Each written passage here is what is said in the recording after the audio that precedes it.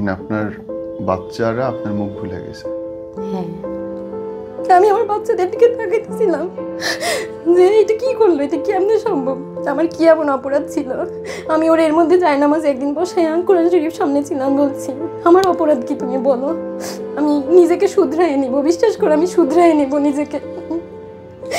ও বলে কি তোমার কোনো অপরাধ নেই। আমার এখনো প্রশ্ন যে আমার অপরাধটা কি ছিল, আমি কি এমন অপরাধ করছিলাম। বড় ছেলেটা কান্না করতেছে, আম্মু ওঠো, আম্মু আমার ক্ষুধা লাগছে। আর ছোট ছেলে আম্মু মুয়ে গেছে, আম্মু মুয়ে গেছে। আর বড়টা বলতেছে আমি ডিম রুটি খাবো, আমাকে ডিম রুটি বানায় দাও, উঠ। এর মধ্যে ফোন বাজতেছিল, আব্বা ফোন দিছে, বড় ছেলেটা ফোন রিসিভ করছে, তখন বিকেল 4টা বাজে। সারাদিন আমার বাচ্চাগুলো না খাওয়া। আমার ছোট ছেলেটা তখন 2 বছর ক্লাস। তো আব্বারে বলতেছে কালা ভাই আম্মু মুয়ে গেছে। আম্মু কথা বলে না। তখন এই কথা বলার পরে মা আবার তখন নামাজের পার্টিতে ছিল, ওইখানে বসে মাও অসুস্থ হয়ে পড়ে যে তুমি যে মেয়ের সাথে যোগাযোগ করো, আমি এখনো জানি ওই মেয়ের সাথে তুমি যোগাযোগ করো, আমার সবকিছু বোঝা শেষ, তোমাকে ওই মেয়েকে ভালো লাগে তাহলে আমাকে বলো।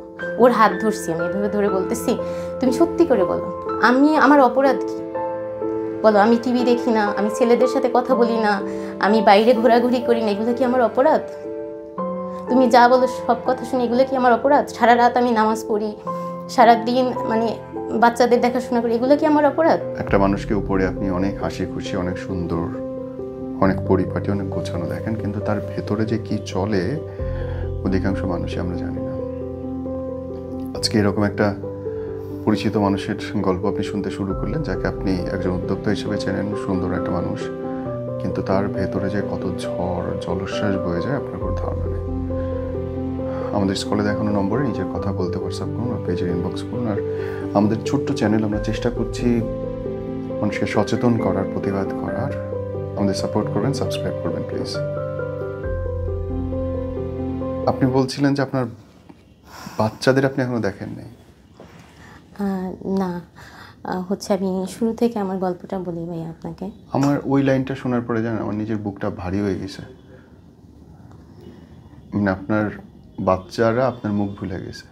হ্যাঁ, ওদের আমার কথা মনে নেই। আমার বড় ছেলেটা একটু স্পেশাল চাইল্ড, ও আসলে ওইভাবে কথা বলতে পারে না গুছিয়ে, আর মানে যেটাকে আমরা নর্মালি অটিস্টিক বলি যেটা, ও হচ্ছে 6 বছর যখন বয়স একটু একটু কথা বলা দিয়েছে, আর সারাদিনই হাইপার থাকতো, যখন তখন যেদিক সেদিক দৌড় দিত, কেউ পাগল বলতো, এক একজন এক এক ধরনের কথা বলতো, কিন্তু আমার তো বাচ্চা, আমি তো ফেলে দিতে পারবো না। তারপরেও ওই বাচ্চাটাকে দেখার জন্য ছোট বাচ্চাটাকে দিতে হয়েছে আমার, কারণ দিলে মানে 2 ভাইকে একসাথেই রাখার ইচ্ছে ছিল আমার, যে মা হারাক আবার ভাই হারাক এমন না, শুধু মা হারাক কিন্তু ভাই ভাইয়ের সাথে থাক, এর জন্য আমি আমার বাচ্চাটাকে দিয়ে দিছি ওর বাবার কাছে। কিন্তু আপনাদের বিয়েটা তো অসম্ভব সুন্দর বিয়ে ছিল। হ্যাঁ, আমাদের পরিচয়ও মানে ওরকমই ছিল, ফোনে আমাদের পরিচয় হয়েছে, কেউ কাউকে দেখিনি, 1 বছর পরে আমাদের দেখা হয়, ওখান থেকেই শুরু। আমি যখন এসএসসি পরীক্ষা দিব তখন আমাদের পরিচয় হয়, ওখান থেকেই শুরু আর কি।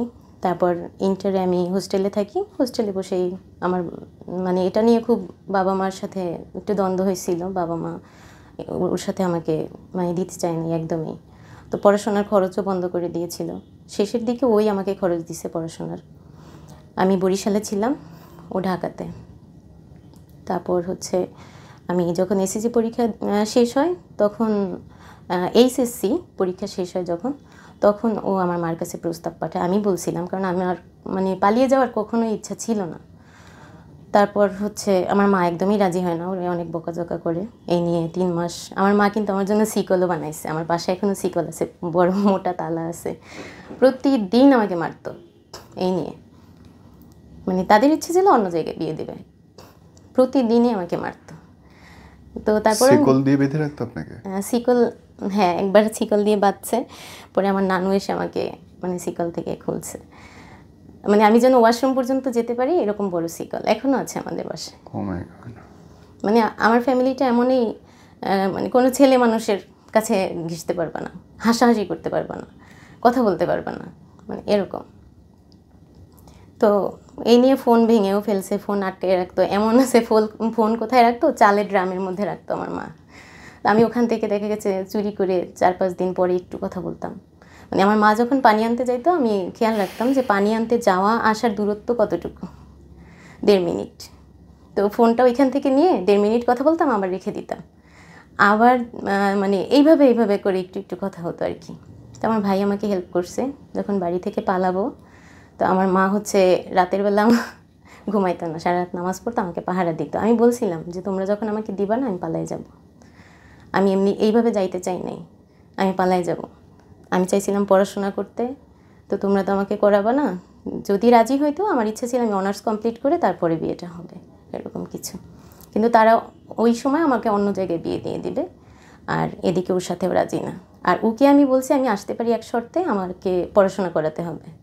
তো সে বলছে হ্যাঁ আমি পড়াশোনা করাবো। আমার আবার মানে পড়ার দিকে খুবই খেয়াল ছিল, সায়েন্সের স্টুডেন্ট ছিলাম আমি। তো এই নিয়ে আমার মা আমি আবার খুব জেদি ছিলাম, তো ভাবছে কি যে হ্যাঁ আমি যেহেতু বলছি যাব।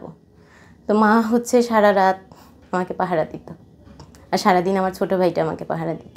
মানে আমার সাথে কেউ কথাও বলতে পারতো না, কেউ কথা বললে আমার মা তাকে গিয়ে ধরতো, কি বলছে ও, মানে এরকম। মানে সব সময় বিয়ে থা হইলো, তারপর ওইখান থেকে তারপর পালায় আসলাম। আমার ভাই হেল্প করলো, আর ও হেঁটে গেছিলো কি বলে লঞ্চঘাট পর্যন্ত, যেটা মাওয়া পর্যন্ত হেঁটে গেছে। আমি ওইখান থেকে আসছি রাত 2টার সময় আমাদের দেখা হয়েছে। তারপর ঢাকায় এসে আমাদের বিয়ে হয়। এরপর 1.5 বছরের বাবা মা পরিচয় দেয় না। তো আমার নানা হচ্ছে আমাদের সাথে মিলাই দেয় মার সাথে। তো এরপর থেকে মা মেনে নেয়, ওইভাবে আসা যাওয়া ছিল। তো আমি আবার বরিশাল বিএম কলেজে ভর্তি হই পড়াশোনার জন্য। অনার্সে যখন ভর্তি হই তখন আমি জুলজিতে ভর্তি হই, পরে আবার ওটাকে মাইগ্রেশন করে কেমিস্ট্রিতে যাই। ওই সময় সে আমাকে পড়াশোনা অফ করে দেয়। আমি তখন কনসিভ করি। কে অফ করে দেয়? ওই আমার হাজব্যান্ড। কেন? ও বলতেছে তুমি আমার থেকে বেশি শিক্ষিত হবা, এটা কি ঠিক? মানে ও ইন্টার কমপ্লিট করে, তো এটা কি ধরনের লজিক? আমি জানি না, ও আমাকে সব কিছুই মিথ্যা বলছে মানে ওর ব্যাপারে। এখন ও চায় না যে আমি ওর থেকে ভালো কিছু করি। সবই তো ঠিক যাচ্ছিল, তাহলে ঝামেলাটা কেন আর কোত্থেকে শুরু হলো, কখন?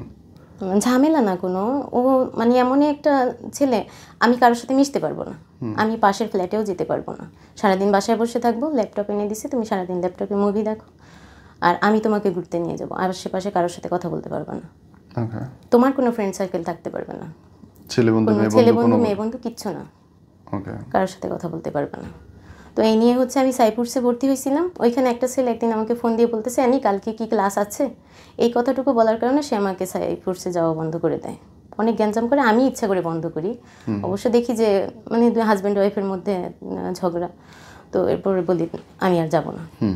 এরপরে পড়াশোনা, ওই যে যখন আমি অনার্স করতেছিলাম বেবি কনসেপ্ট করে তখন 4 মাস, তো ওই সময় দেখি 2 দিন পর পর ঝগড়া করে আমার সাথে, এইটা নিয়ে মানে শুধু মানে সে আমাকে পড়তে দেবে না। আচ্ছা আমি ইচ্ছা করে পড়া বাদ দিয়ে দিলাম। তারপরে হচ্ছে বাবার বাড়িতেই থাকি, বাবার বাড়িতেই ছিলাম বরিশালে। সে হচ্ছে এখানে একটু নিজেকে এস্টাবলিশড করার জন্য চেষ্টা করতেছিল, দোকান নেওয়ার জন্য চেষ্টা করতেছিল। তখন তো ফার্স্ট টাইমে তো কর্মচারী ছিল, যখন বিয়ে হয় 7,000 টাকা বেতন পেত সে, ওই দোকানে কর্মচারী ছিল। পরে হচ্ছে আমরাও পারিবারিকভাবে যতটুকু পারি হেল্প করি ওইটুকু। তারপর হচ্ছে আমার বাবা একটা ওকে এবার চেন দেয়, দেখার পরে ওই চেনটা বিক্রি করে ও দোকানের অ্যাডভান্স করে, এরকম অবস্থা। তো আমি বাবার বাড়িতে ছিলাম, আমার কোনো খরচ টরচ কিছু দেওয়া লাগে না। আমি বলছি তুমি তোমারটা করো, আমার কিছু দরকার নেই, আমি যেহেতু পড়া অফ করে দিছি আমার আর কোনো খরচও দেওয়ার দরকার নেই, তুমি তোমারটা আগে করো যা করার। কারণ আমার মা বাবারও কথা ছিল এটাই, ও কিছু করুক। এরপর আমার বেবিটা হলো খুলনায়, তারপর 4-5 মাস পরে আমি ঢাকায় আসি। আসার পরে ওই ওই সময় বেশ ভালো ছিল, বাচ্চাকে সময় দেওয়া, যেমন আমার বাচ্চাকে লালন পালন ওই করছে, ওই করছে, সারা রাত নিয়ে বসে থাকতো, ওই খাওয়ানো, তারপর ওয়াশরুম পরিষ্কার করা সব ম্যাক্সিমাম ওই করছে, আমাকে করতে দেয়নি। আমার বলতো কি তুমিই তো একটা বাচ্চা, তোমারই তো সব কাজ করে দিতে হয়, আর ওর কাজ কীভাবে করবা। আমি এখনও কিন্তু বাচ্চাদের নিতে পারি না, তো ওই দেখাশোনা করছে। এইভাবে করতে করতে কয়টা বছর গেল, আমার ভাইকে নিয়ে আসলো আবার ওর দোকান দেখাশোনা করার জন্য। ওই সময় একটা দোকান নিছে, তো আমার ভাইকে নিয়ে আসছে যে আমি একা পারি না, তোমার আব্বুকেও তো সময় দিতে হয়, বাচ্চাকে সময় দিতে হয়, তুমি আসো। তো আমার ভাইকে নিয়ে আসছে, আমার ভাইও থাকে এখানে 16 সাল থেকে মাল্টিপ্ল্যানে। তো হচ্ছে এইভাবে দ্বিতীয় বেবিটা আবার কনসিভ করে। তখন আমি আবার ডিগ্রিতে ভর্তি হই, আমার বাবা বলছে যে ভর্তি হওয়ার জন্য, আমি ডিগ্রিতে ভর্তি, তখন আবার দ্বিতীয় বেবিটা কনসিভ করে। এখন সেই মানে অজুহাত তুমি আর পড়তে পারবে না, পড়ার দরকার নেই, ঠিক আছে আমি এটা অফ করে দিই, আমি আর পড়ি না। তো এরপরে আমাকে খুলনা পাঠিয়ে দেয়, বলে তুমি এখন খুলনা যাও, আমার কাছে টাকা নেই, এত ভাড়া দিয়ে আমি থাকতে পারবো না, তুমি খুলনা চলে যাও। মানে যখন যা বলবে আমি তাই, যেভাবে চালাই আমি সেভাবেই চলি। আপনার নিজের কোনো সে নেই? না, আমার নিজের কোনো সে নেই। কেন? মানে আমার মনে হয়তো কি ওর সিদ্ধান্তই আমার সিদ্ধান্ত, ও যা করবে আমার ভালোর জন্যই করবে, এরকম মনে হয়তো। ওর মানে আমার সবসময় মনে হয়তো ও আমার অলংকার, কারণ আমি কখনো ওর কাছে কিছু চাইও নাই। আমার এরকম মনে হইতো যে আমার হাজব্যান্ডের যদি কিছু থাকে সেটা আমার কিছু দরকার নেই এক্সট্রা করে। এই সংসারে বের হয়ে আসাটা কেমন করে, কেন? আসলে আমি বলতেছি, আসতেছি এখানে। আমি তারপর খুলনা থেকে যখন ঢাকায় আসি, তখন আমার বেবিটার 1 বছর বয়স। ঢাকায় ও ফ্ল্যাট নেয়, এটা নবোদয় হাউজিং আর কি, একটা ফ্ল্যাট নেয়, ওইখানে উঠি। 3 বছর খুব ভালোই ঠিকঠাক গেছে। করোনাকালীন সময় আমাদের বাড়িতেও গেছিলো, 3 মাস করোনা ছিল যে, যখন আমাদের বাড়িতে 3 মাস ছিল। তো ওখান থেকে মোটামুটি ভালোই, মানে ওই সময় এত প্রবলেম ছিল না। তার কিছুদিন পরে আর কি, করোনা মানে 20-এর শেষের দিকে, ও আমাকে একদিন হঠাৎ করে খুলনা পাঠায়। এর মধ্যে ওর সাথে একটা মেয়ের যোগাযোগ হয়, মানে আমি যখন বরিশালে থাকি, বরিশাল থেকে আসার সময় লঞ্চে একটা মেয়ের সাথে ওর দেখা হয়। আমার বাচ্চা, ছোট বাচ্চাটা দৌড়ে গিয়ে ওই বাচ্চাটার সাথে খেলা করে, ওই মেয়ের একটা বাচ্চা আছে, তো ওরা খেলতেছে, তো ওই সময় ওই মেয়ের সাথেও কথা বলছে, আমাকে এসে বলছে। আমি এবার লঞ্চে বের হই নাই, যেহেতু আমি তো আবার পর্দা করতাম, হাত মোজা পা মোজা ছাড়া বের হইতাম না। তো ও হচ্ছে আমাকে এসে বলছে যে এরকম একটা মেয়ে দেখছি, খুব সুন্দর স্মার্ট, টি শার্ট প্যান্ট পরা ছিল, বোঝাই যায় না যে তার একটা ছেলে আছে এরকম। তো আমি এটা কিছু মনে করি নাই, থাকতেই পারে, বলতেই পারে, তো ওটা কিছু মনে করি নাই। এর মধ্যে হয়েছে মেয়ের সাথে মাঝে মাঝে হয়তো যোগাযোগ হইতো, একদিন বলছিল যে ফোন দিছে আমাকে, না ওটাও আমি কিছু মনে করি নাই, কারণ ব্যবসায়ী কাজে বা হতে পারে, ফোন দিলেই যে আমি অসন্দেহ করবো এমন তো কিছু না, আমি কিছু মনে করি নাই। তো এইভাবে চলতেছে। 20-এর শেষের দিকে আমাকে খুলনা পাঠায়, বলে তুমি গিয়ে ঘুরে আসো। যে মানুষটা আমাকে হাত খরচও দেয় না ঠিকঠাক মতো, সে আমাকে প্রতি মাসে 2000 করে হাত খরচ দিচ্ছে, 2000 টাকা দিচ্ছে। এটা আমার কাছে অনেক বড় একটা অ্যামাউন্ট আর কি। ঢাকাতে না খুলনা? ঢাকাতে। ওকে। খুলনা মাঝে ছিলাম, বাচ্চাটা হওয়ার পরে আবার ঢাকায় চলে আসি, ফ্ল্যাট নেয়। তখন আমার ছোট ভাইকেও তখন নিয়ে আসে, যে 2টা বাচ্চা কে পালবে, কারণ আমার শ্বশুর শাশুড়ি সবাই, শ্বশুর নাই শাশুড়ি আছে, সে হচ্ছে মেজো ভাইয়ের সাথে থাকে, সে আসবে না, সে আসতে চায় না ঢাকায়, তারা মাঝে মাঝে বেড়াতে আসে আর কি, দেখা গেছে বছরে একবার আসে। তো দেখার মতো, আমাকে দেখার মতো কেউই নাই। আর ও সবসময় বলে তুমি নিজেই তো বাচ্চা, তুমি কেমনি কি করবা, এর জন্য আমার 2টা ভাইকেই নিয়ে আসছে, আমার ছোট ভাইটাকে নিয়ে আসছে। মানে আমার ছোট ভাইটা আমার ছোট বাচ্চাটাকে ওই পালছে বলতে গেলে, কারণ ঘরে তো আরও কাজ আছে আমার, দেখতে হতো, সব কিছুই ম্যানেজ করতে হতো। তো এইভাবে চলতেছিল। তো সেই খুলনা থেকে আমাকে যখন খুলনা পাঠায়, ওই টাইমে হচ্ছে ওই মেয়ের সাথে দেখা করে বিভিন্ন জায়গায় ঘুরতে যায়। তো আমি ওইখানে 15 দিন থাকার পরে আমাকে ডিসেম্বর মাসের শেষের দিকে 28 তারিখের দিকে নিয়ে আসে, 20 সালে এটা। তারপর ওখান থেকে আসি, তাও কিছুদিন টুকটাক ভালোই ছিল দেখলাম। আর আমার কিছু হলে ওর জান বের হয়ে যেত, এরকম অবস্থা। তো খুলনা যখন যায়, আমি হঠাৎ করে আমার পেটে ব্যথা, বুকে ব্যথা, মানে একসাথে হয়, খুব কান্নাকাটি করতেছিল, অনেক কান্নাকাটি করছে। সে নামাজ পড়ছে, আমার ব্যথা ভালো হয়ে যাওয়ার পরে সে উঠে দেখি নামাজ পড়ে আমার জন্য, এরকম। মানে এত বন্ডিং ভালো ছিল, আমি কি বলবো। আমার কাপড় ধুয়ে দিত, নখ কেটে দিত। প্রথম পর্যায়ে তো আমার নখ কেটে দিত, আমি নখ করতে পারতাম না, মাছ বেছে খাওয়াতো এরকম। আর অফিসের শেষ হলে আর তার 5 মিনিট দেরি হতো না, চলে আসতো, এসে আমাদের নিয়ে বাইরে যেত, ঘুরতে যেত। মানে সব কিছু ঠিকঠাক ছিল। তো এর জন্য তো আর আমি অন্য কিছু ফিল করতাম না, আর কারোর সাথে কথা বলার আমার দরকার হতো না। সারাদিন ওর অপেক্ষায় বসে থাকতাম। তারপর হচ্ছে আমি যখন ঢাকায়, ও আমাকে নিয়ে আসে খুলনা থেকে, এরপর আস্তে আস্তে দেখি চেঞ্জ। সে সকাল 6টায় বের হয়, সকাল 6টা পারলে সে 5টায় বের হয় এরকম।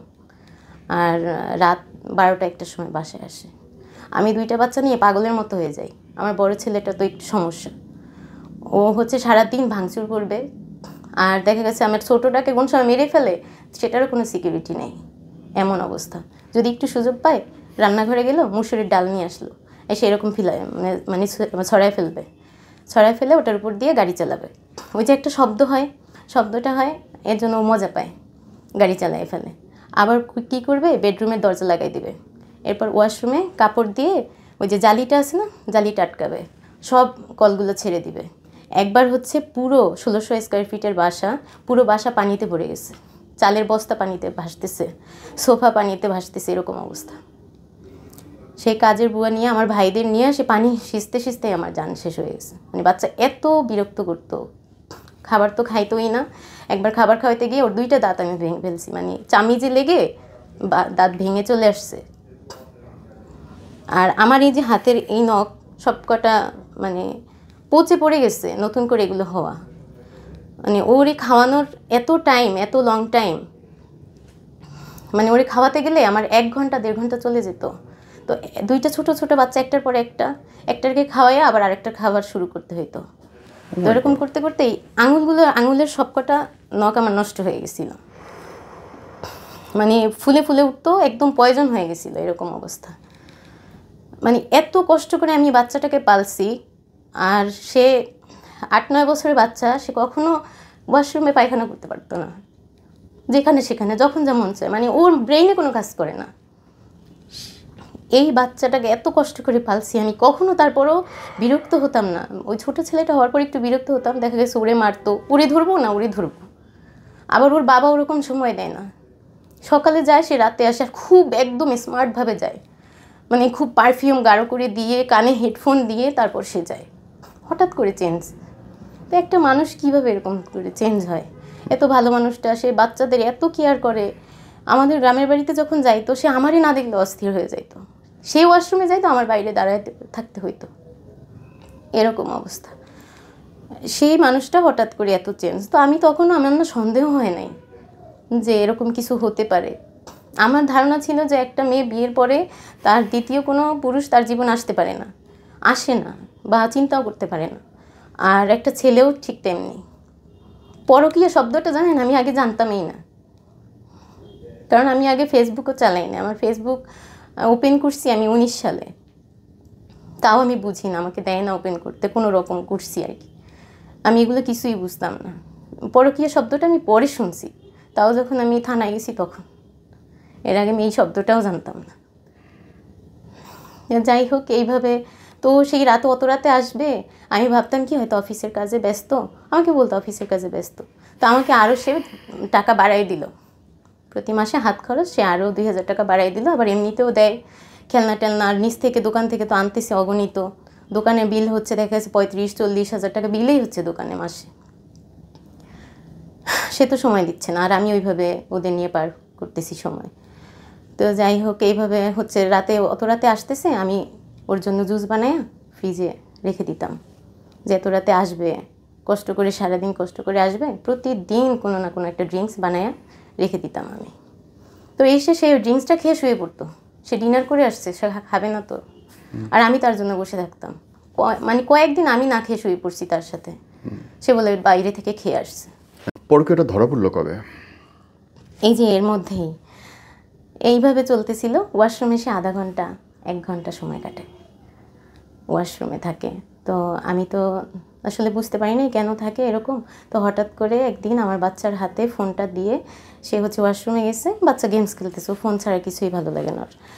তো হচ্ছে তখন একটা SMS আসে, কী ব্যাপার এখনও তুমি লাইনে কেন? যখন এই SMS-টা আসে তখন আমার ছেলে রাগ করে ফোনটা ফালাই দেয়। আমি এবার ফোনটা তুলে আনি, তো আনার পরে দেখি যে ওইটা লেখা। তো আমার একটু সন্দেহ হয়, তো আমি ওর যে আইডিটা, ওই নাম্বারটা মানে আইডির নামটা মনে রাখি। তো মনে রেখে আমি আবার দেখছি দুপুরে ওদের কথা হয়েছে 1 ঘন্টা 45 মিনিট এরকম ভিডিও কলে। আর কিছু না, আগেরগুলো সব ডিলিট করে ফেলছে। তারপর আগের কনভারসেশনগুলো ডিলিট করে আমি আর অত করি নাই।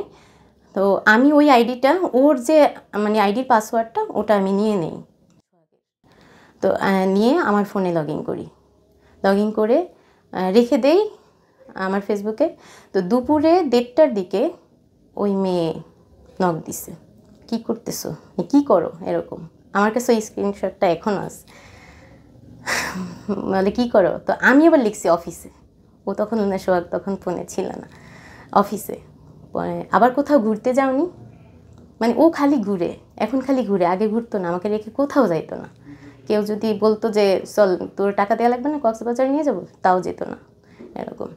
আর সে এখন শুধু ঘুরে আর ওর সাথে কথা বলে ভিডিও কলে, ওকে নিয়েও ঘুরে। তো আমি আমার বলতেছি না, তুমি কি যেতে চাও? বলছে হ্যাঁ অবশ্যই। এটা বলার পরে ওই মেয়ে কল দিছে।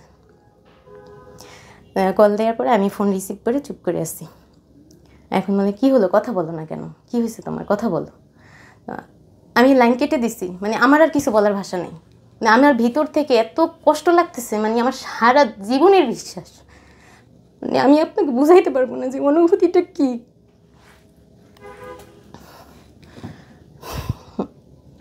যাই হোক, এরপর আমি আবার ওর কল দিই। পরে বলে কী হয়েছে তোমার, ফোন দিয়ে কথা বলো না কেন।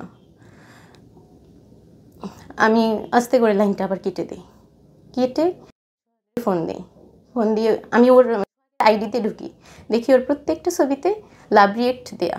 আর আমি ওরে নিয়ে একটা ছবি ছাড়ছিলাম, আমার মুখে স্টিকার লাগানো ছিল, সেই ছবিটাও অনলিমি করে রাখছে। পরে হচ্ছে প্রত্যেকটা ছবিটা লাভ রিয়েক্ট দেয়া। আমি আবার করছি কি, ফোন দিয়ে বলতেছি তুমি এই মেয়েটা কে। ও আমাকে তখন তুই তুকারি শুরু করে দিল। হ্যাঁ করছি, যা মন চাইছে তাই করছি, তাতে তোর কী হয়েছে। পরে আমি বলছি তুমি আমাকে এই ধরনের ভাষা বলতেছো কেন, এর থেকে ভালোবাসা আর করতে পারি না। বলে লাইন কেটে দিছে। পরে আমি কি করব, কাকে ফোন দিব। ওর একটা ফ্রেন্ড আছে, উনি হচ্ছে আমাদের বাসায় আসতো প্রায়, উনি আমাকে মানে বোন ডাকছে। তো আমাকে বলছিল কি যদি কোনো প্রবলেম হয় আপু ফোন দিয়েন, সমস্যা নেই। একসাথে ওরা তখন একই শোরুমে পার্টনারশিপে ছিল। তো আমি আবার ওই ভাইয়াকে ফোন দিছি। ফোন দেওয়ার পরে হচ্ছে বলে ব্যাপারটা আমি দেখছি। আমি বলছি না ভাইয়া, এরপরে আর থাকা যায় না। সে তো একবার ভুলও স্বীকার করে নাই, সে তো বলতে পারতো যে জানি এটা অন্য কেউ ছিল বা কিছু, সে তো এরকম কিছু স্বীকার করে নাই। তার মানে ব্যাপারটা সত্যি। তাহলে আমি কি করবো, আমি চলে যাব, এছাড়া তো আমি আর কোনো ওই দেখতেছি না। পরে বলতেছে না আপু আপনি যাবেন না, আমি আসতেছি। আমি বলছি না আপনার আসার দরকার নেই, আপনার আসা লাগবে না। আমি ওই দিন সারাদিন রান্নাও করি নাই। আমার ভাই আবার নতুন বিয়ে করছে, আমার ভাইয়ের বউ তখন আমার বাসায় নিয়ে আসছিলাম। আল্লাহর রহমত ছিল, ও ছিল বাসায়, সব চোখের উপরে দেখছে। তারপর হচ্ছে আমি তাকে আসতে নিষেধ করছি। তারপর আমি রান্নাবান্নাও করি নাই, আমার ভাইয়ের বউ না খাওয়া, মানে আমরা সবাই, মানে আমার ওই কোনো সেন্সই নেই। আমি বলছি তোরা খাইলে খা, না খাইলে না খা, আমার কিছু ভালোই লাগে না। পরে ভাইয়া আসছে, যে বলছে যে আসবে। এখন যাই হোক আমার হাজব্যান্ডের ফ্রেন্ড, সে যখন আসবে আমার কিছু করতে হবে, আমি ওই মেন্টালিটিতেও তখন রান্না করছি তার জন্য।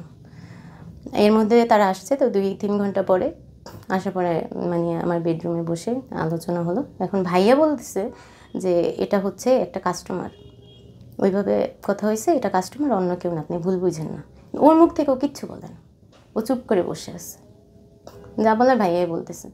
পরে আমি বলছি আচ্ছা ভাইয়া, মানুষের ভুল হয়, আপনি আসছেন যেহেতু আমি ক্ষমা করে দিছি, কিন্তু ও যে আমার বিশ্বাসটা যে মানে ভাঙলো, এইটুকু শুধু অর্জন করে নিতে বললেন, আর কিছু দরকার নেই। আমি আর এটা মুখেও আনবো না, আমি ভুলে গেছি, এখানেই শেষ, এইখানেই ব্যাপারটা, ওখানেই ধামাচাপা। এরপর দেখি ওর মন খারাপ করে থাকে। সে 2-3 দিনেও আমার সাথে ওইভাবে কথা বলে না, মুখ গোমরা করে থাকে। এর আগে যা ছিল এখন আরও বেশি গোমরা করে থাকে। তার খাইতে ভাল লাগে না, কিছুই ভাল লাগে না। আমি তারে খুশি করার জন্য, আমি শাড়ি পরতে পারি না, খুশি করার জন্য শাড়ি পরে তার টাইম মানে টেনে টেনে নিয়ে সে আসো ছবি তুলি আমরা, মানে সে তার মনটাকে ভালো করার জন্য। কিন্তু না, কোনো কাজই হয় না। পরে আমি আমার ভাইকে বলি কি, তুই একটা কাজ কর, তোর বউকে নিয়ে চলে যা, এর ঝামেলার মধ্যে থাকার দরকার নেই। পরে ওকে নিয়েও চলে যায়, মানে বাড়িতে দিয়ে আসে। আর সোহাগের মধ্যে তো আমার মধ্যে এইভাবে চলতেছে, আমি ব্যাপারটা সব ভুলে গেছি, আমার একদমই মাথায় নেই এগুলা। কিন্তু সে ওই ওয়াশরুমে ঠিকই তার 1 ঘন্টা 1.5 ঘন্টা টাইম। আর এমন একটা অবস্থা, আমি এই 3-4 মাসে আমি আপনাকে বলি, আমার না এইগুলো মাথায় আসে না যে ও এরকম কিছু হতে পারে। মানে আমরা হাজব্যান্ড ওয়াইফ আছি, শুয়ে আছি একসাথে পাশাপাশি, মানে একটা মানুষ আর একটা মানুষের পাশাপাশি যেভাবে শুয়ে থাকে ওইভাবেই, কোনো মানে ফিল ওর মধ্যে নাই। ভাবছি ওর হয়তো কোনো সমস্যা হতে পারে, যেহেতু সকালে যায় রাতে আসে, অনেক কাজের চাপ প্রেশার হতে পারে, এই কারণে কোনো প্রবলেম হতে পারে। তো এগুলো না আমি তাও আমি কিছু মনে করি নাই, আমি আমার কাজ করতেছি, সে তার কাজ করতেছে। তো আমি আমার বান্ধবীর সাথে আলোচনা করলাম এই নিয়ে। আর আমাদের মধ্যে তো মন কষাকষি ওভাবে হচ্ছেই, ছোটোখাটো টুকটাক ব্যাপার, বাচ্চাকে শুধু শুধু মারতেছে, তো এইগুলো আমি নর্মালি নিয়ে নিছি, মানায় নিছি আর কি। তো আমার বান্ধবীকে বললাম, ওর হাজব্যান্ড আবার হচ্ছে ডক্টর, তো ও বলতেছে এটা তো কোনো স্বাভাবিক কথা নেয়নি। আমি বলছি স্বাভাবিক না তাহলে কি হচ্ছে, ও তো কাজ টাজ করে হয়তো এই কারণে। তো বলতেছে আচ্ছা আমি তোর ভাইয়ের সাথে আলাপ করে দেখি। তো আলাপ করে তো ভাই আবার বলে কি ডাক্তার দেখাইতে ওকে। তো আমাকে জিজ্ঞেস করলো ওর খাওয়া দাওয়া সব কিছু, লাইফস্টাইল সব কিছু জিজ্ঞেস করলো। তো বলতেছে এর তো কোনো প্রবলেমই হতে পারে না, কোনো প্রবলেমই হতে পারে না, এর অন্য কোনো প্রবলেম আছে, মেয়েলি কোনো প্রবলেম আছে। এই কথা বলার কারণে আমি আমার বান্ধবীর সাথে কন্ট্যাক্ট বন্ধ করে দিই। মানে আমার খুবই লাগছে আমার হাজব্যান্ডকে নিয়ে এরকম একটা কথা বলা। এর মধ্যে হঠাৎ করে আমার কাজের বউ একদিন বলতেছে, আপা আপনার হাজব্যান্ড যে নিচে বাচ্চাদের নিয়ে যায়, বাচ্চাদের দাঁড় করায় রাখে, ওদের তো মশাই কামড়ায়, আইসক্রিম একটা কিনে দাঁড় করায় রাখে, ওদের মশাই কামড়ায়, আর আপনার হাজব্যান্ড তো ফোনে কথা বলে। মানে এখন আর বাসায় সে, মানে এটা হচ্ছে কি বিজনেস তখন অফ ছিল, করোনার কারণে অনেক দিন অফ, মাঝে মাঝে অফ দিত আর কি। তখন নিচে গিয়ে গিয়ে কথা বলতো, আর ওদের দাঁড়া করে আইসক্রিম একটা কিনে ধরাই দিত, পা ফুলাই ফেলতো বাচ্চাদের কামড়ে এরকম। তো আমাকে এসে বলার কারণে আমার ভালো লাগে নাই, আমি ওই বুয়ারেও টাকা দিয়ে বিদায় করে দিই। মানে উনি কেন বলবে আমার হাজব্যান্ড, আমি কিন্তু খারাপ ব্যবহার করিনি ওনার সাথে, মানে টাকা দিয়ে বিদায় করে দিই, যে ওর নামে কেন বলছে। মানে ওর নামে কেউ কিছু বললে আমি শুনতে পারি না, আমার ওটা বিশ্বাসই হয় না। আর মনে হইতো কি দুজনের মধ্যে দ্বন্দ্ব না তৈরি হয়। আর একটা ভয় কাজ করতো যে রিলেশনের বিয়ে তো হয়তো নাও টিকতে পারে। আর এত সুখ, মানে এত শান্তিতে আল্লাহ রাখছিল আমাকে, আমার ফ্রেন্ড সার্কেলরা দেখলেও খুব হিংসা করতো যে চারিদিকে ভরপুর এত আনন্দ, এতই হাজব্যান্ড ওয়াইফের এত মিলমিশ, তো এটা সবাই ঈর্ষা করতো। আমারও এটা নিয়ে ভয় ছিল, সবসময় ভয় লাগতো। এর জন্য হচ্ছে আমি বুয়াকেও বিদায় করে দিই, যেন কোনো ঝামেলা না হয়, মনের মধ্যে সন্দেহ না আসে। তো এইভাবে গেছে। হঠাৎ করে একদিন রাতে সে দেখি ওয়াশরুমে যে ঢুকছে আর বেরই হয় না। এরপর আমি ইচ্ছা করে মজা করে বাইরে থেকে সিটকানিটা লাগাই দিছি, যে কয়েক ঘন্টা থাকতে পারো থাকো। তো এসে আমি চা বসাইছি, তো আমার আর খেয়াল নেই যে আমি সিটকানিটা লাগাই দিয়ে আসছি। ওই ভিতরে বসে দরজা টাকাইতেছে আর আমার বকতেছে। তো এরপর আমি দরজাটা খুলে বলছি সরি সরি আমি ভুলে গেছিলাম। পরে বলতেছে, মানে এমন একটা বাজে গালি দিছে, আরও সাথে বলতেছে শুয়ারের বাচ্চা তুই কেন দরজা লাগাইছিস। পরে আমি বলছি এটা কী ধরনের ভাষা করতেছে, আমি তো ভুলে গেছিলাম, আমি তো সরি আগেই বলে নিছি, তুমি তো এরকম ভাষা কখনো করো না। তো বলতেছে তোর সাথে কী ভাষা করবে, হ্যাঁ, মানে আরও আরও খারাপ খারাপ ভাষা শুরু করছে। আমি এগুলো মুখে আনতে চাই না, এগুলো ওর আমার শিক্ষা নাই এগুলো, তাই বললাম না আমি। তো আমি বলছি তুমি আমাকে যে গালিগুলো দিলা একটা গালিও আমার জন্য না, এগুলো তোমার জন্য, কারণ আমার বাবা মা এই ধরনের শিক্ষা আমাকে দেয় নাই, আমার বাবা মাও এগুলো না, আমিও না। এই কথা বলায় সে আরও চিতে গেছে।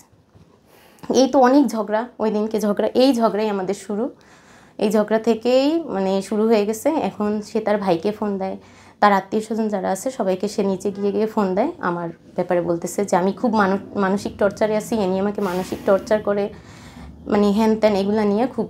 এখন আমার মনে সন্দেহ লাগছে যে এই মেয়ের নিয়ে যেহেতু সূত্রপাত, এই মেয়ের খোঁজ আমার করতে হবে। আমি এই মেয়ের আবার ইনকোয়ারি শুরু করলাম, ওর আইডিতে ঢুকলাম, ঢুকে ওর কে আছে পরিচিত দেখলাম, ওর একটা ভাইকনা আছে, ওরে নক দিলাম। তো ওর কাছ থেকে আমি সব ডিটেলই সব কিছু জানলাম। আমার একটা ফ্রেন্ড আছে পুলিশ, ওর নম্বর দিলাম এই মেয়ের।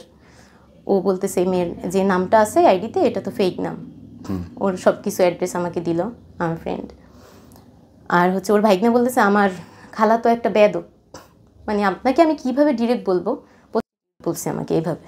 ও মাই গড। মানে আমি তো তাও এইভাবে বলছি, আরও জঘন্যভাবে বলছে যে ওর কাজেই তো এসে এগুলো, ওর তো একটা বেয়াদব, একটা বাচ্চা আছে ওর, এই তো একদম কাটায় কাটায় সব মিলে গেছে। এরপর আমি ওই মেয়েকে ফোন দিছি, পরে বলছে আমার হাজব্যান্ডের সাথে তোমার কিসের সম্পর্ক, তোমার জন্য আমার হাজব্যান্ড আমার সাথে ভালো ব্যবহার করতেছে না, আমাকে যা বলার সত্যি বলো, আমি তোমাকে একটা বকাও দিব না, কিছুই না। তো ওই মেয়ের ভাষা এত খারাপ, সে আমার সাথে উল্টা আমাকে মানে ভাষা খারাপ করে গালাগালি করছে। আমি যে একটা কিছু গালাগালি দিব, মানে আমি সেই অপশন পাই না, উল্টা আমাকে গালি দেয়। আমি বললাম তাহলে তুমি করে কেন বলো, তুমি চিনো না জানো না, তুমি করে কেন বলো। পরে বলতেছে আমি সবাইকেই তুমি করে বলি। তো আমি এবার সোহাগকে সেম প্রশ্ন করছি, ও তোমাকে তুমি করে কেন বলো, বলে ও সবাইকে তুমি করে বলে। মানে দুইজনের কথা একই রকম যুক্তি করে একই রকম আনসার করছে আমাকে, দুইজনের সেম। তো আমি তখন বুঝে গেছি যে ওদের সাথে ওদের কথা হয়, কন্ট্যাক্ট হয়, এই কারণে হচ্ছে আমাকে এখন সহ্য হয় না। তখন আমি পুরোপুরি বুঝে গেছি। তো ওই দিন আমি ওকে বলছি যে তুমি যে ওই মেয়ের সাথে যোগাযোগ করো, আমি এখনও জানি ওই মেয়ের সাথে তুমি যোগাযোগ করো, আমার সব কিছু বোঝা শেষ, তোমার কি ওই মেয়েকে ভালো লাগে তাহলে আমাকে বলো।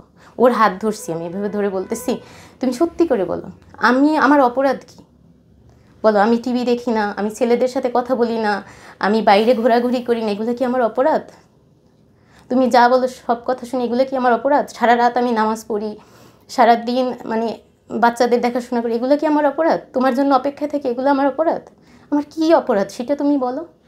ও আমাকে বলে কি তোমার কোনো অপরাধ নেই।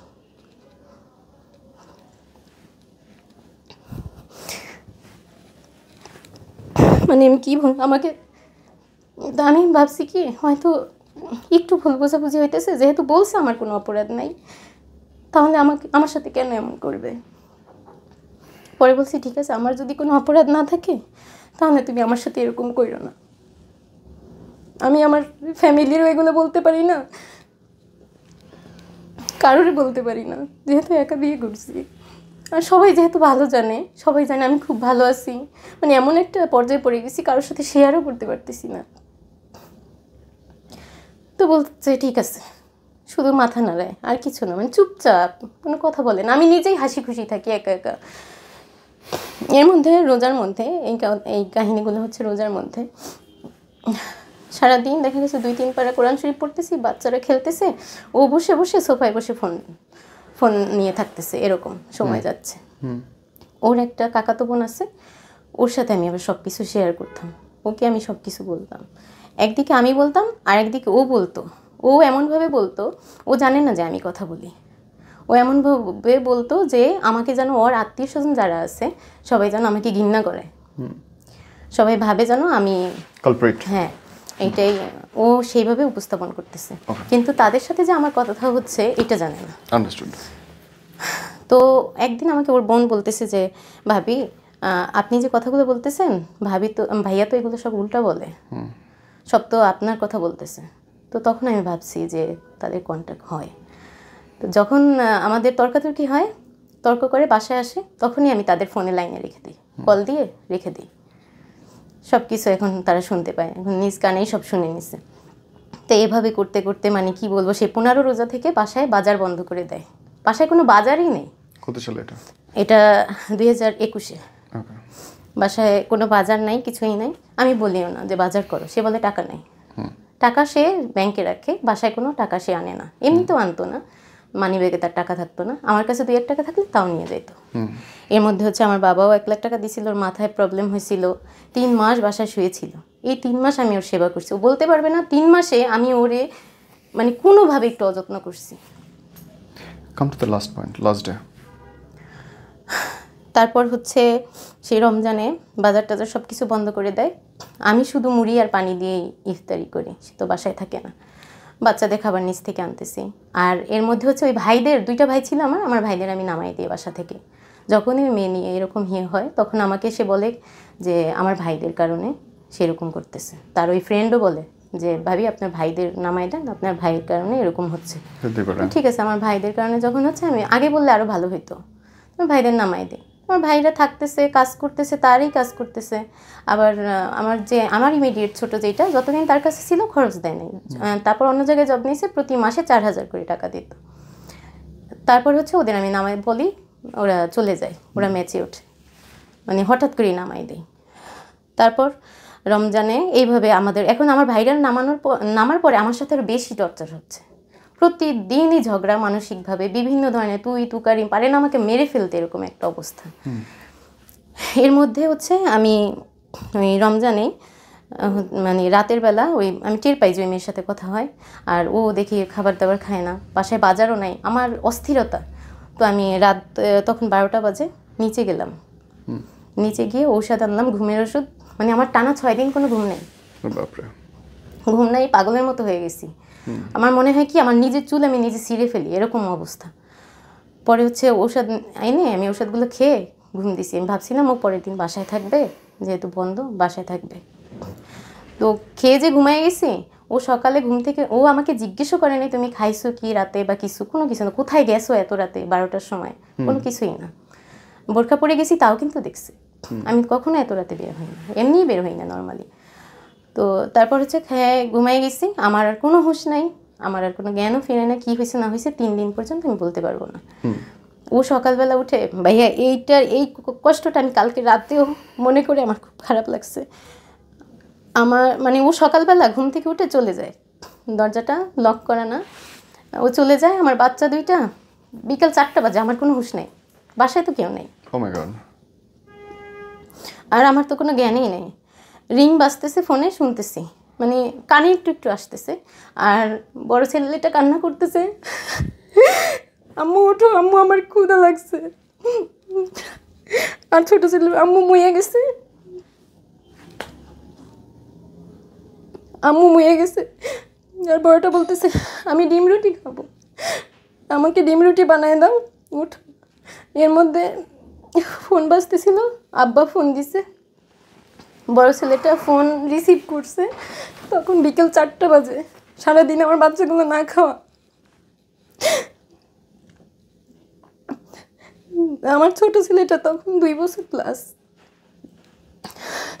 তো আব্বারে বলতেছে কালা ভাই আম্মু মুয়ে গেছে, আম্মু কথা বলে না। তখন এই কথা বলার পরে মা আবার তখন নামাজের পার্টিতে ছিল, ওইখানে বসে মাও সুস্থ হয়ে পড়ে, শুনে জানে টুকটাক গ্যাঞ্জাম চলতেছে, যে ভাইয়ের বউ চলে গেছে, গিয়ে শুনছে। কিন্তু আমার বাবা মা এমন একটা মানুষ, তারা আসে নাই, বলে কি তোমাদের গ্যাঞ্জাম তোমরা মেটাও, আমার মেয়েটা একটু জেদি, একটু মিটাও, একটু মানায় নাও। ও একটু জেদি, কিন্তু ও ভালো, ওরে যদি একটু বোঝাই নিতে পারো, ওরে দিয়ে সব করাইতে পারবা। এইভাবে আমার বাবা বলছে। তারপর আপনার হাজবেন্ড আসে নাই তখন? না, সে তখনও আসে নাই। আমার মা তখন কি করবে, তো এক ভাবির নাম্বার ছিল আমার কাছে, মার ফোনে সেভ করা ছিল, আমি বাড়িতে ছিলাম যখন। তো ভাবিকে ফোন দিছে, ভাবিকে ফোন দেয়, ভাবি আসে 5টার পরে, এসে বাচ্চাদের নিচ থেকে খাবার টাবার কিনে আনে, ওদের জন্য চিপস টিপস আনে খাওয়ায়, আমাকে নাকি গোসল করায় খাওয়ায়, আমি কিছু বলতে পারবো না, আমার কোনো হুঁশ নেই। তারপরে ওর বাবা আসে, ওর বাবাকে ফোন দেয়, তারপরে নাকি ওর বাবা আসে, আমি কিছুই জানি না এগুলো।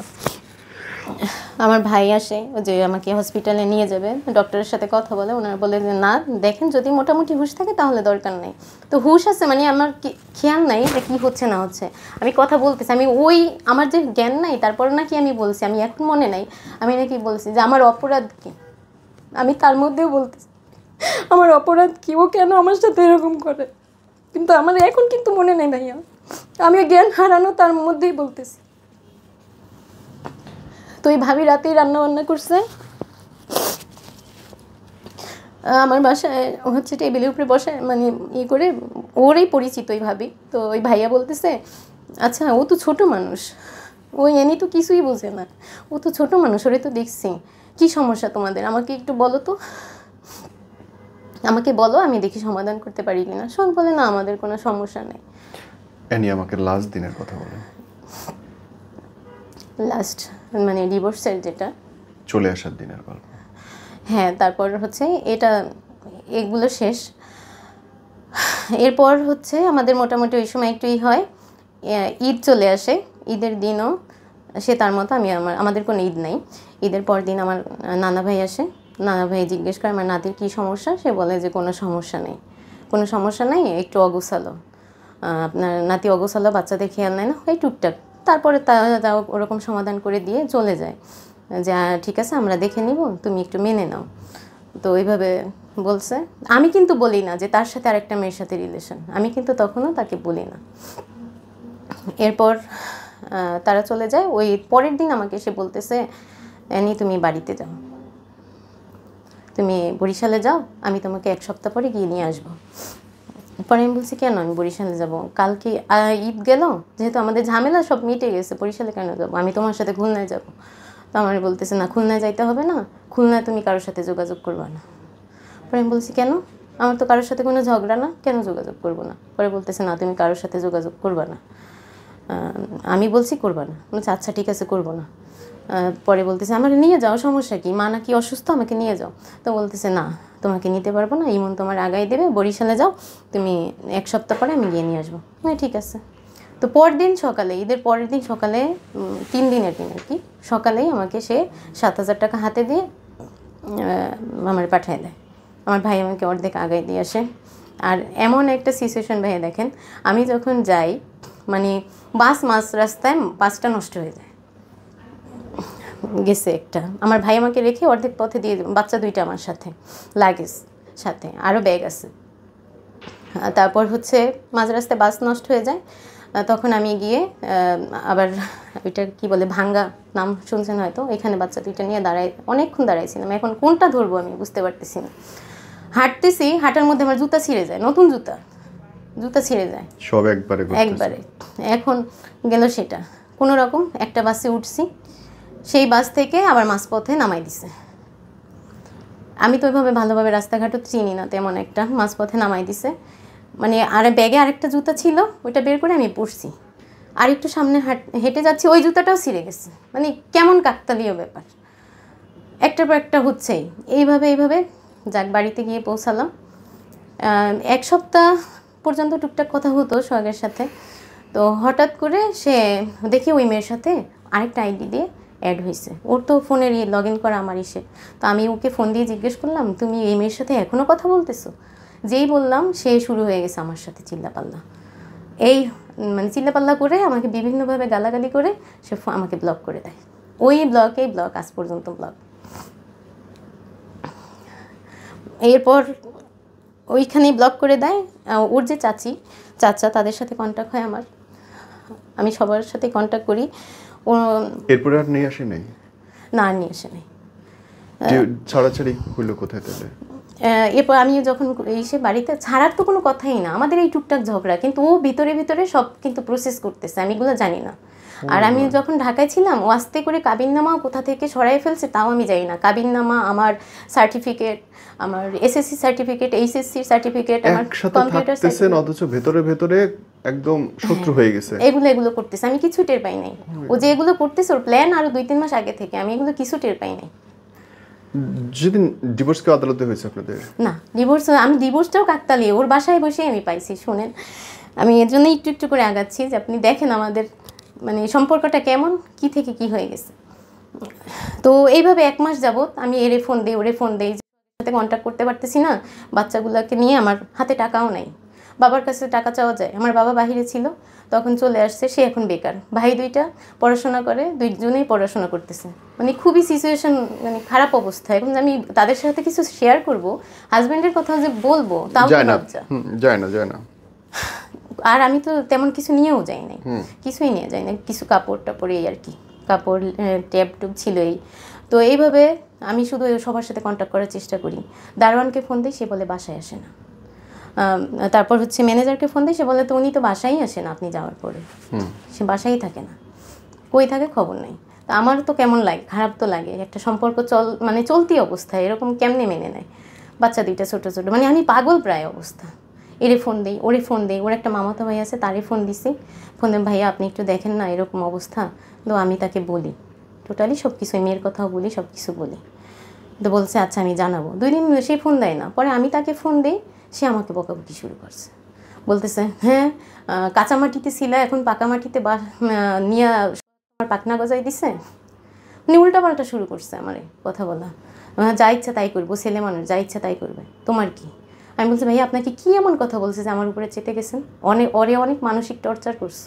বলছে আপনারা বসেন, আমার যদি কোনো অপরাধ থাকে আপনারা বসেন একসাথে। আমি তো আগেই বলছি যে আমরা একসাথে বসে দেখি, যদি ভালো না লাগে তখন আমাকে তুমি আলাদা করে দিও। কিন্তু সে তো আমার সাথে কোনো মানে কমিটমেন্টেও আসতেছে না, কোনো কিছুতেই না। এরপর হচ্ছে আমি ওর মামাতো বোন আমাকে ফোন দিয়ে বলতেছে অ্যানি তোমাকে ডিভোর্স দিয়ে দেবে, কাগজপত্র সব রেডি করতেছে। আমি বলতেছি কি বলেন, আমাদের মধ্যে তো এরকম কোনো সম্পর্ক হয় নাই যে ডিভোর্সের পর্যায়ে চলে যাবে। তো আমি তখন ওই দিনেই ঢাকায় রওনা দিই। দুপুরে যখন শুনি তখনই আব্বারে বলছে যে আব্বা তুমি আমার লঞ্চে উঠাই দাও, মনে হয় খারাপ কিছু হবে। তো বলতেছে কিভাবে কি করব, মানে আমার বড় ছেলেটা এমন, ওরে নিয়েও আসতে পারবো না, আবার আব্বা যে আসবে সেরকম কোনো সিচুয়েশন নাই। আমি বলছি তোমার আসতে হবে না, যেহেতু আমাদের হাজব্যান্ড ওয়াইফের ব্যাপার, তুমি আমাকে দুইজনকে নিয়ে লঞ্চে উঠাই দাও। তো লঞ্চে উঠাই দিচ্ছে আমাকে ঝড়ের মধ্যে, তখন অনেক ঝড় ছিল। বাচ্চা দুইটাকে নিয়ে আমি লঞ্চের কেবিন পাই নাই, তো মাঝখানে বসেছিলাম। সারা রাতেই ঝড় হয়েছে, বাচ্চা দুইটাকে নিয়ে গোল হয়ে ওই এক জায়গায় বসেছিলাম, লাগেজ ছিল সাথে। তো যাই হোক কী বলবো, সেই পুরো রাতটাও যে আমার কীভাবে কাটছে, কান্নাকাটি, পুরো রাতেই বাচ্চা দুইটা কান্নাকাটি। ছোটো ছেলেটা তো তখন মানে বুকের দুধেই খাইতো, তো ওইভাবে তো খাওয়াইতেও পারি নাই একা। তো যাই হোক আমার ভাই আবার আমাকে লঞ্চ ঘাট থেকে নিয়ে আসছে। আসার পরে আমি তো ওই টেনশনে মানে আমার লাগেজটাও রিক্সায় রেখে দিচ্ছি। তো আমার ভাইও আর ওইটা নামায় নাই, ওরও মাথায় নাই। সকাল 6টায় নামছি, লাগেজ টাগেজ নিয়ে রিক্সালা সব চলে গেছে। ওইটার মধ্যে আমার চেন ছিল, তারপর টেপ মোবাইল ছিল, লাগেজ সহ কাপড় টাপড় যা আছে সব হারায় গেছে, রিক্সালা নিয়ে গেছে। তো বাসার নিচে নামি, সোহাগের বাসার নিচে নামার পরে সেই সকাল 6টা থেকে 9:30 পর্যন্ত আমরা বসা, এরে ফোন দেই ওরে ফোন দেই, বাসা তো লক করা। এখন আমারে বলতেছে, দাঁড়ান বলতেছে আপনারে বলছে উপরে যাইতে না করছে, আপনি যদি আসেন আপনাকে যেন বাসার ভেতরে ঢুকতে না মানে দেয়া না হয়, তাই বলতেছে। আমি বলছি বাচ্চা নিয়ে আমি কোথায় যাবো এখন? আর দুইটা বাচ্চাই ওখানে বসে এত বিরক্ত করতেছিল, আমি তাদের সামনে মারছি, এত দৌড়াদৌড়ি মেইন রোডে এরকম, বড়টা ওটা তো কোনোভাবে মানানো যায় না। ওদিকে আমার লাগেজ টাগেজ সব হারাই গেছে, ওটার মধ্যে টাকা পয়সা যা ছিল সবই ওটার মধ্যে হারাই গেছে। এরপর ওর বন্ধুদের ফোন দিই, তো একজন আসে ওনার ওয়াইফ নিয়ে, আসার পরে উনি ফোন দেয় যে বাচ্চাদের নিয়ে এখন কোথায় যাবে, তুই দারোয়ানরে বল তালা ভাঙতে, তাইলে তুই আয়। তো দারোয়ান আঙ্কেলে বলে তালা ভাঙতে, পরে উনি লোক এনে তালা ভেঙে ভিতরে ঢুকায় আমাদের। ওই ভাই আর ভাবি আগে ঢুকে, তারপর হচ্ছে ভিতরে আমি ঢুকি, দেখি যে অনেক দিন থাকে না, তো ময়লা টয়লা পড়ে গেছে। আমি বলছি ভাবি আপনারা বসেন, নাস্তার ব্যবস্থা করতেছি, আমি একটু পরিষ্কার করি নিই। তো পরিষ্কার করতেছি, হঠাৎ করে আমার একটা ফোন আসে, আমার এই ফুপা, উনি এবার পোস্ট অফিসে জব করে, ফোন দিয়ে বলতেছে আনি তুমি কোথায়? পরে আমি বলতেছি এই ফুপা আমি তো ঢাকায় আসছি। ঢাকায় কোথায়? বলছে আমার বাসায়। তোমার বাসায়? বলছে হ্যাঁ আমার বাসায়। পরে বলতেছে তোমার বাসায় কেন? বলছে কেন? কয় তোমার একটা চিঠি আসছে। পরে আমি জিজ্ঞেস করেছি কিসের চিঠি? চিঠি পাঠাচ্ছে, এটা ডিভোর্স লেটার। তখন ওই বাসা আপনার বাসায়? তখন আমি উঠছি, আধা ঘন্টা হয়েছে বাসায়, আমি আমার বাচ্চাটার দিকে তাকাইতেছিলাম, গাড়ি চালাইতেছে, আমি কি বলবো, আমার ইচ্ছা হইতেছিল আমি 4তলা থেকে লাফ দিই। আমার মানে ওই অনুভূতিটা আমি কখনো মনে করি না। আমি আমার বাচ্চাদের দিকে তাকাইতেছিলাম যে এটা কী করলো, এটা কেমনে সম্ভব, আমার কী এমন অপরাধ ছিল। আমি ওর এর মধ্যে জায়নামাজ একদিন বসে কোরআন শরীফ সামনে ছিলাম, বলছি আমার অপরাধ কি তুমি বলো, আমি নিজেকে শুধরাই নিব, বিশ্বাস করে আমি শুধরাই নেব নিজেকে। ও বলে কি তোমার কোনো অপরাধ নেই। আমার এখনো প্রশ্ন যে আমার অপরাধটা কী ছিল, আমি কি এমন অপরাধ করেছিলাম।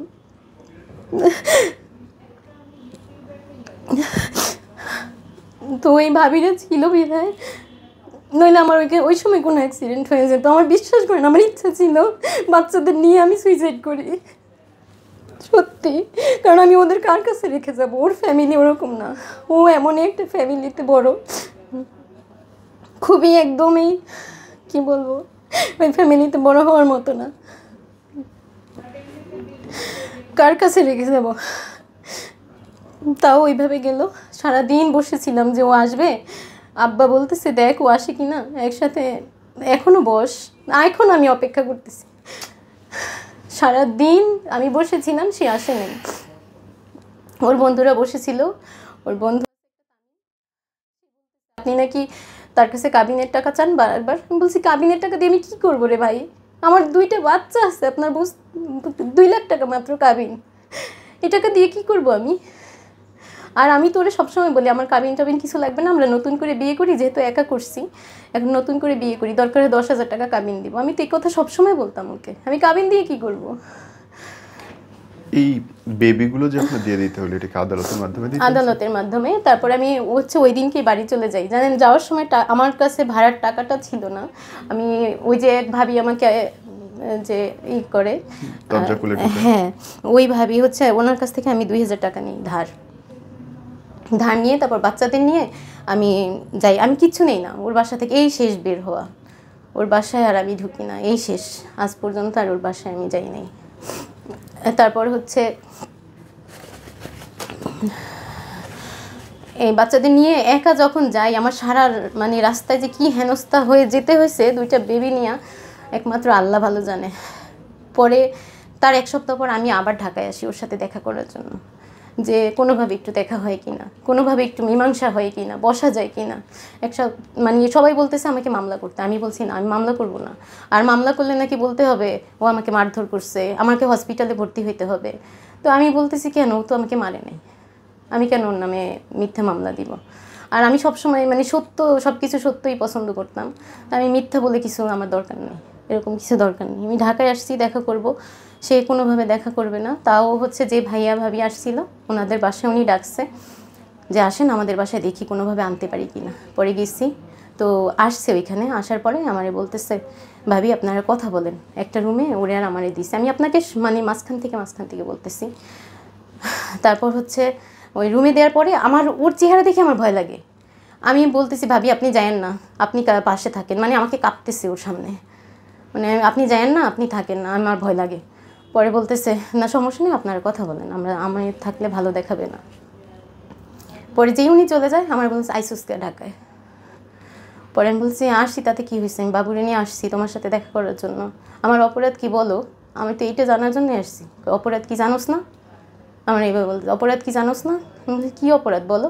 তুই আমার মা ভাই বোন দেখতে পারোস না? আমি কি এইটা কোনো অপরাধ? আচ্ছা তুমি তাদের আনো, আমি তাদের কাছে মাফ চেয়ে নিব। এটা আমার যদি এরকম কোনো অপরাধ থাকে আমি তো জানি না যে এরকম কোনো অপরাধ কিনা। তারা তো আমার কাছে থাকেই না, মাঝে মাঝে বেড়াতে আসি, কিন্তু আমি যতটুকু পারি চেষ্টা করি তাদের সাথে ভালো ব্যবহার করার। তাও যদি অপরাধ হয়ে থাকে আমি তাদের কাছে মাফ চেয়ে নেব। পরে বলতেছেন অত তোর মাফ চাওয়া লাগবে না, তোর টাইম শেষ। মানে এমনভাবে এমন বিহেভিয়ার করে, আমি ভয়ে ভাবির ডাক দিচ্ছি, ভাবি একটু আসেন এদিকে, আমার ভয় লাগে। পরে উনি আবার দৌড়ে আসছে, আমি আর ওর সাথে আর কথা বলি না, এই শেষ কথা ওর। পরে আমার ভাই আসে, আর ও বলতেছে আমার বাচ্চাটা আমাকে দিয়ে দেন, আমি কালকে ওকে নিয়ে আসবো। মানে বাচ্চা ও নিয়ে যাবে, চুরি করে নিয়ে যাবে আর কি, এক প্রকার যেটা বলা যায়, কারণ আমার কাছে কোনো ডকুমেন্টস নাই। বাবুকে লাস্ট কতদিন আগে দেখছেন? লাস্ট 1 বছর আগে। 1 বছর আগে আমি খুলনা যখন গেছি তখন একটু দেখে আসছি। কত বছর বয়স ছোটটা? ওর এখন 6 বছর। ছোটটার 6 বছর, আর বড়টার এই 9 বছর শেষ, 10 বছর পড়ছে। ফোন করে ওরা? না, কখনোই না। ফোন দিলে কথা বলতেও দেয় না। কোর্ট থেকে মানে বলা হয়েছিল যে আমাকে দিবে বাচ্চাদের, এবং আমি ফোন দিলে ওদের দেখতে পারবো ভিডিও কলে, কিন্তু দেখতেও দেয় না, কথাও বলতে দেয় না। উল্টা আরও আমার বাচ্চাদের দিয়ে আমার ছবি নাকি পুরাই ফেলছে। আমার ছোট্ট বাচ্চাটা আমাকে বলতেছে একদিন ফোন দেওয়ার পরে, তোমাকে লাগবে না, তোমার ছবি সব পোড়াই ফেলছি, বাবা বলছে সব ছবি পোড়াই দিতে, আমি সব ছবি তোমার পোড়াই ফেলছি। ছোট বাচ্চাটা বলতেছে আপনার ছবি পোড়াই? হ্যাঁ, আমার ছবি পোড়াই দিছে। এটা হচ্ছে আরও 2 বছর আগের কথা। কি বুঝাইছে বাচ্চাদের? আমি যদি ওদের আনি হয় মেরে ফেলবো, মানে ওরা ভয় পায়, আমার কথা শুনলে ভয় পায়, বলে না যাব না, মার কাছে যাব না। উনি আবার বিয়ে করছে? হ্যাঁ, ওই এখন হচ্ছে উনি বিয়ে করছে কি না এটা কাউকে বলে না, যে মেয়ের সাথে তার রিলেশন ছিল সে এখন সেই মেয়ের সাথেই আছে। আমি আপনাকে আসলে ডিটেলে, তার তো সময় নেই, তাও অনেক বড় কাহিনী আমার, তো বলতে পারতেছি না।